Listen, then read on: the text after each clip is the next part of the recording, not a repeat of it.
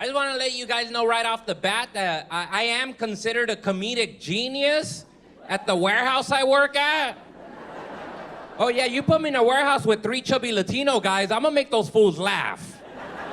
You give me an Armando, an Ernesto, and a Jose, I know what my demographic is. Is there a black dude on a forklift? Because I'm pretty sure I can make them laugh too. I'm a little versatile that way, you know? Like, for example, if you're wearing a back support belt right now, I'm gonna be your type of comedian. I can't emphasize this enough. Lift with your knees. That's not even a joke. That's just, we don't get paid enough to blow out our backs, you know? But you know, I love being funny at my warehouse job, though. I love it. Because being funny at my warehouse job is not like being funny on stage as a comedian. You know, as a comedian, you work really hard to be smart, funny, and clever. But what's great about being funny at my warehouse job is you don't have to be any of those things. And I know that because a few weeks ago, I saw my coworker, Armando. He was covered in sweat from unloading trucks all day. And I walked up to him and I said, damn, fool, you look cold. Put a sweater on. And they've been laughing about that shit for 2 weeks now. Oh, they can't get enough of it. They can't get enough of it. The other day, Jose came up to me. He was like, hey, fool, what was that joke you told Armando a few weeks ago? I go, well, check this out. He was covered in sweat, right?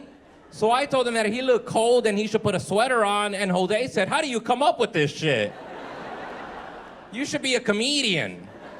But that's a problem. I haven't told them that I'm a comic, because I feel like if I tell them I'm a comic, they're gonna wanna come to a show like this one, and they're gonna come with the same expectations of how I'm funny at the warehouse. And how I'm funny at the warehouse is definitely how I try not to be funny on stage as a comedian. Like, I try to do the opposite of that, you know? Like, I just have a feeling that if I invite them to a show, they're gonna come up to me afterwards really unimpressed, and they're gonna be like, you know, that was okay, but why didn't you do that sweater joke about Armando? I know these people don't work with us, but I think they would've got it. It does make me wonder why I work so hard at being a stand-up comedian. Like, my life would be so much easier if I just settled for being the funniest guy at the warehouse. It would be so much easier. Like, you have no idea. I could be the Juan Mulaney of shipping and receiving. Killing it every day. Every day. I'm a little bit of a street fighter. I don't know if you guys could tell. Been in a lot of fights. Probably gonna fight tonight. Probably gonna get in a fight tonight. You know, been in a lot of fights, and if I'm being honest, I've lost every single fight I've been in. All of them. I've lost so many fights, it's like a record I'm proud of. Some of you might be thinking, why is this fool bragging about losing fights? But I'll tell you why. What's more impressive, a guy who won 9 fights or me who's been knocked out 35 times and survived?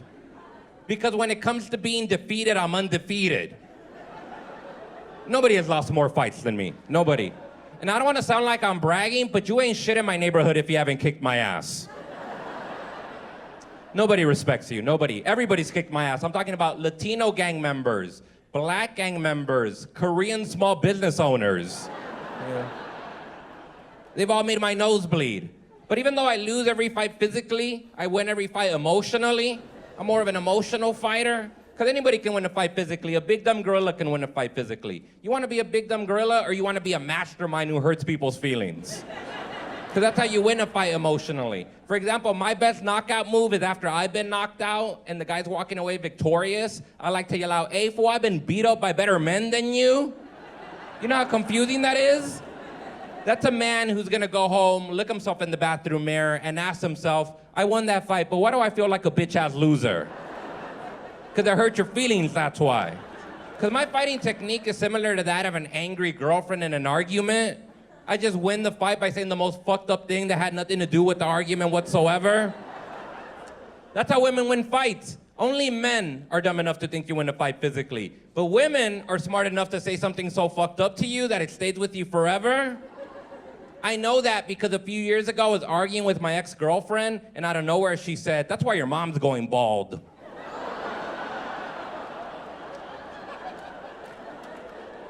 We were arguing about rent money.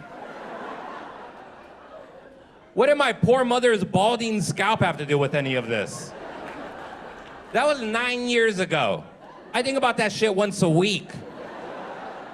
This morning was that once a week.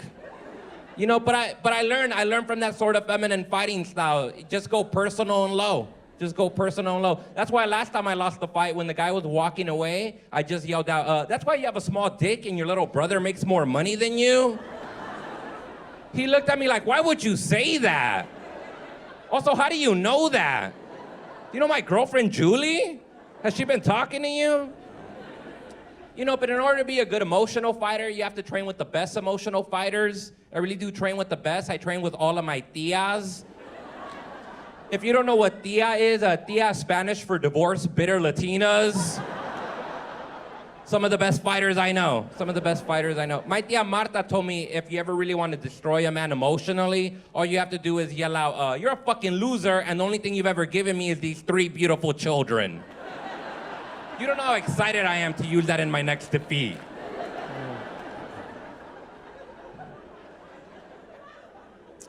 I leave you on this last thing. I don't like people in open relationships. I don't know if any of you are here tonight. Probably not, because you would have been up here bragging about it, trying to convince us that it's not weird and we should be more open-minded. It's disgusting. It's disgusting. Me personally, I like cheaters because at least cheaters have the dignity to be quiet about it. You know, show me a cheater and that's a person I can trust, you know? Because they're doing their best to keep a secret. Not these serial killers in open relationships. They brag about it like it's a murder they're proud of. They write letters to the FBI. The FBI like, look, this is weird, but it's not a crime. You know? If you don't know what an open relationship is, I'll sum it up for you. An open relationship is when a psychopath tells their partner that they want to sleep with other people but still be in a relationship. You know, like something a psychopath would say. And their partner agrees to it because they're scared of dying alone. That's an open relationship. My friend, he's in an open marriage, and he recently told me, he goes, you know, ever since me and my wife decided to be in an open marriage, I'm 90% happier in my relationship. And my only thought is nobody deserves to be that happy in a relationship. What kind of sick, disgusting relationship has that much happiness in it, you know? If you're not a little resentful in your relationship, you're doing it wrong, you know? I don't think I could do an open marriage. Like, I'm an old school, I was brought up with old school values. I was brought up with traditional values. Like, when it comes to the idea of marriage, I believe in meeting a woman, falling in love, starting a family, getting married, cheating on her, getting caught, and then losing everything in the divorce, including the kids. Because listen, that's how my grandfather did it. That's how my father did it. And goddamn it, that's how I'm gonna do it. There's an heirloom that the men in my family like to pass down after they've been divorced. It's the keys to a studio apartment in Van Nuys. It's not even a place, it's a sad state of mind.